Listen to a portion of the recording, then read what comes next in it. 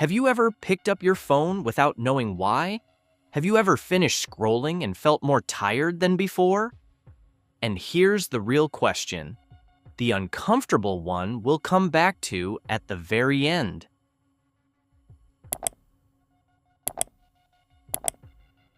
What if you're not addicted to your phone, but avoiding the life waiting when you put it down? Every day follows the same invisible ritual. You wake up. Before your feet touch the ground, your thumb is already moving. Not consciously, reflexively. Notifications, feeds, stories, news, faces you don't know, lives you don't live. And for a moment, it works. The noise inside your head quiets down. The anxiety loosens its grip. But here's the conflict. The more you scroll to escape, the harder reality becomes to return to. Your phone promises relief. Reality demands effort. One offers stimulation without responsibility. The other offers meaning, but only through discomfort. And so you stand between two worlds. A digital world that never asks anything of you. A real world that keeps asking questions you don't know how to answer. Scrolling becomes the battlefield where avoidance and awareness quietly fight. Think of your mind as a crowded room. Every unresolved thought, every regret, every fear you haven't faced, they're all sitting there, watching you, waiting. Scrolling is like opening a side door and stepping out for air. Outside, there's noise, endless noise, bright lights, fast movement, infinite novelty. Inside, there's silence, and silence is dangerous because silence speaks. So you stay outside longer than you planned. Minutes turn into hours. Hours turn into a habit. The habit turns into identity. You're not lazy, you're not weak, you're overwhelmed. Modern life asks you to be everything at once. Successful but calm, ambitious but grateful, connected but independent. Your nervous system wasn't built for this. So when the weight becomes too heavy, you escape. Not into sleep, not into rest, but into distraction. Scrolling is not pleasure, it's emotional pain management. And here's the tragic irony.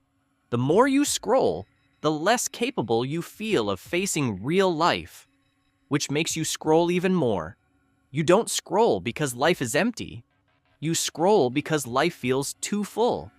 Too many expectations, too many comparisons, too many versions of who you should be.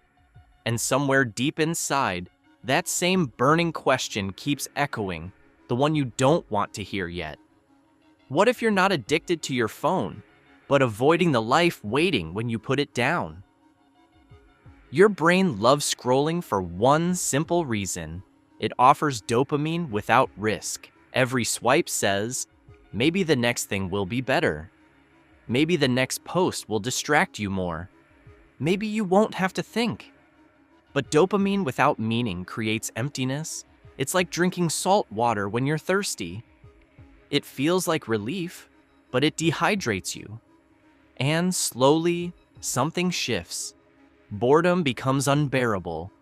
Silence feels threatening. Stillness feels wrong. You're not afraid of being alone. You're afraid of what your mind says when no one else is speaking. Most people who scroll to escape aren't running from failure. They're running from uncertainty, from the feeling of being stuck, from the gap between who they are and who they thought they'd be by now, from the quiet realization that time is moving and answers aren't arriving. Scrolling fills the space where purpose should be. It numbs the tension between desire and discipline, dreams and doubt, potential and procrastination.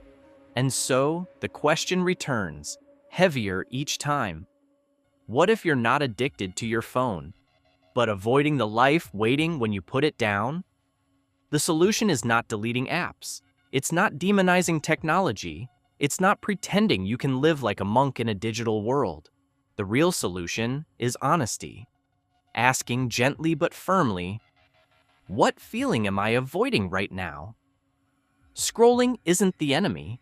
Unconscious scrolling is. The moment you pause before opening an app, something powerful happens. You create a gap, and in that gap, you reclaim choice. You don't need to quit scrolling. You need to stop using it as anesthesia. Sit with boredom. Let discomfort breathe. Let silence talk.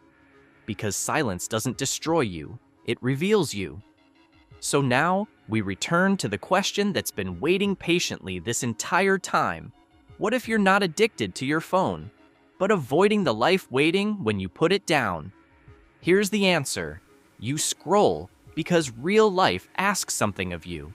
Responsibility, courage, presence, change. The phone offers escape. Life offers meaning, and meaning is always heavier than distraction. The moment you stop scrolling isn't the moment you lose comfort. It's the moment you meet yourself. And that meeting is uncomfortable, not because you're broken, but because growth has never been painless. You don't need to escape reality. You need to step back into it. Because the life you're avoiding is the same life that's quietly waiting for you to show up.